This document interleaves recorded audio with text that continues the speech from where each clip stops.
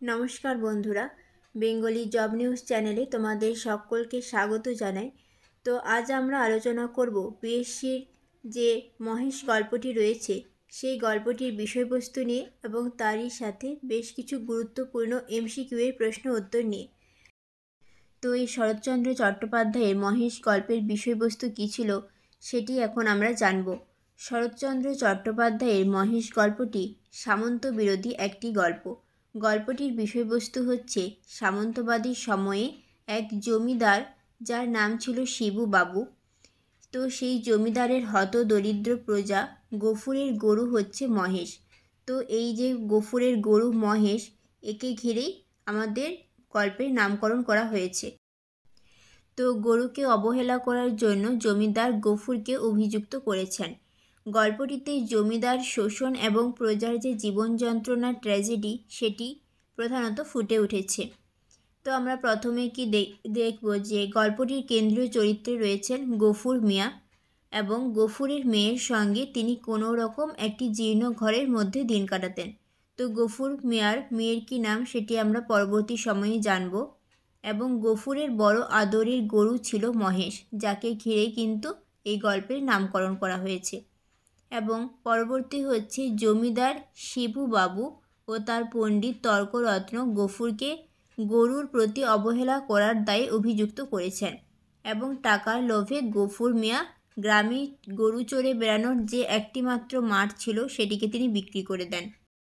তো এবার আমরা বেশ কিছু গুরুত্বপূর্ণ এমসিকিউ প্রশ্ন উত্তর নিয়ে আলোচনা করব। প্রথম প্রশ্ন রয়েছে, মহেশ গল্পটি প্রথম প্রকাশিত হয়েছিল কোন পত্রিকায়? চারটি অপশন রয়েছে, সবুজপত্র, বঙ্গবাণী, আনন্দবাজার নাকি সাধনা পত্রিকায়।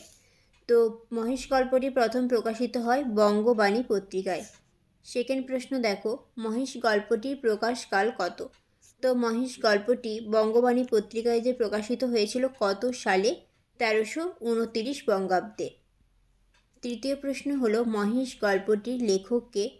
তো মহেশ গল্পটির লেখক হলো শরৎচন্দ্র চট্টোপাধ্যায়। গফুরের গ্রামের নাম কি ছিল? এটি 2015 সালেও পিএসসিতে এসছে, তো এটি খুব গুরুত্বপূর্ণ প্রশ্ন। গফুরের গ্রামের নাম ছিল হলো কাশীপুর। মহেশ গল্পটিতে মোট কটি পরিচ্ছেদ রয়েছে? 2টি, 3টি, 4টি নাকি 5টি? তো মহেশ গল্পটিতে মোট 3টি পরিচ্ছেদ রয়েছে। কাশীপুর গ্রামের জমিদারের নাম কি? তর্করত্ন, বিদ্যারত্ন, শক্তিরত্ন নাকি বুদ্ধিরত্ন? তো কাশীপুর গ্রামের জমিদারের নাম হলো তর্করত্ন।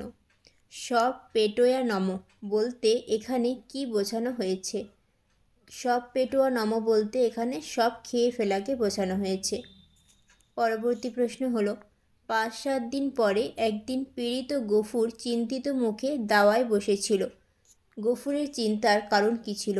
5-7 দিন পরে একদিন পীড়িত গফুর চিন্তিত মুখে দাওয়ায় বসেছিল, তার কারণ ছিল মহেশ গতকাল থেকে ঘরে ফেরেনি। অর্থাৎ জানোই যে মহেশ গফুর মিয়ার কতটা প্রিয়, অর্থাৎ কাছে ছিল। তো সে ঘরে ফিরেনি দেখে গফুর মিয়া চিন্তিত ছিল। পরবর্তী প্রশ্ন, গফুরের মেয়ের নাম কি? যেটি বললাম যে পরবর্তী সময় জানব। এই প্রশ্নটি খুবই গুরুত্বপূর্ণ, বিগত বছরও এসেছে 2015 সালের পিএসসিতে। গফুর মিয়ার মেয়ের নাম ছিল আমিনা। মহেশ, তুই আমার ছেলে, তুই আমাদের 8 সন প্রতিপালন করে বুড়ো হয়েছিস। এই উক্তিটি কার ছিল? উক্তিটি ছিল গফুর মিয়ার বা গফুরের। পরবর্তী প্রশ্ন হলো, পিতা ও কন্যার মাঝখানে এই যে একটুখানি ছলনার অভিনয় হইয়া গেল, এখানে পিতা এবং কন্যা বলতে কাদেরকে বোঝানো হয়েছে? এখানে পিতা বলতে বোঝানো হয়েছে গফুরকে এবং কন্যা বলতে গফুর মিয়ার কন্যা আমিনাকে বোঝানো হয়েছে। প্রজার মুখের এত বড় স্পর্ধা জমিদার হইয়া শিবচরণ বাবু কোনো মতেই সহ্য করিতে পারে নাই। এখানে প্রজা হলেন গফুর মিয়া। তো প্রজার জমিদারের নাম কি? এটি আমরা আগেও পড়েছি, তোমরা অবশ্যই এটি কমেন্টে জানিও যদি কারো মনে থাকে, তাহলে পড়তে পড়তে বিষয়টি তোমাদের মুখস্থ হয়ে যাবে। পরবর্তী প্রশ্ন দেখো, কিন্তু দাও এবার আমাকে কহেন 2 খড়, কে কার প্রতি এই উক্তি করেছে? গফুর পুরোহিত তর্করত্নের প্রতি এই উক্তি করেছে। অর্থাৎ পুরোহিতের নাম কি? তর্করত্ন। পরবর্তী প্রশ্ন, যেমন চাষা তার তেমনই বলদ, খড় জোটে না, চালকোলা খাওয়া চাই। এখানে বক্তা কে? বক্তা হলো মহিষ গল্পের পুরোহিত। নাম কি? তোমরা অবশ্যই কমেন্টে জানিও। ওকে দিলে না এই মুঠো, ওদের অনেক আছে তবু দেয় না। কে কাকে এই কথা বলেছে? গফুর তার চাষের বলদ মহেশকে এই কথা বলেছে। পরবর্তী প্রশ্ন হলো, ওসব থাক মা, ওতে আমার মহেশের প্রাচিত্তির হবে। এখানে মা বলতে কাকে বোঝানো হয়েছে? এখানে মা বলতে গফুরের মেয়ে আমিনাকে বোঝানো হয়েছে। নেক্সট 17 নম্বর প্রশ্ন হলো, গফুর জমিদারের কাছে কত পণ খড় বিচুলি চেয়েছিল? 4টে অপশন, 8, 9, 10 নাকি 11।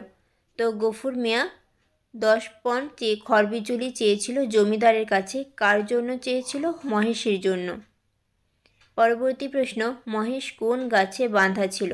আম, জাম, বাবলা নাকি তেঁতুল গাছে? তো মহেশ বাঁধা ছিল হলো বাবলা গাছে। পরবর্তী প্রশ্ন, গ্রাম ছেড়ে রাতের অন্ধকারেই যেখানকার চটকলে কাজের উদ্দেশ্যে রওনা দিয়েছিল। এটি 2015 সালের পিএসসিতে এসেছে। 4টি অপশন রয়েছে, চাপা বেড়ে, ফল বেড়ে নাকি ফুল বেড়ে। তো সঠিক উত্তর হচ্ছে ফুল বেড়ে। তো তোমাদের যদি ভিডিওটি উপকারে আসে তাহলে অবশ্যই তোমরা কমেন্টে জানিও। আমি পরবর্তী আরও পিএসসির বাংলা সাবজেক্টের উপরে সমস্ত যে সিলেবাস রয়েছে সেগুলির প্রশ্ন উত্তর নিয়ে আলোচনা করব। তো যদি ভিডিওটি ভালো লেগে থাকে অবশ্যই ভিডিওটিতে লাইক, কমেন্ট এবং শেয়ার করতে ভুলো না। আর চ্যানেলে নতুন হয়ে থাকলে অবশ্যই চ্যানেলটিকে সাবস্ক্রাইব করে দিও। ধন্যবাদ।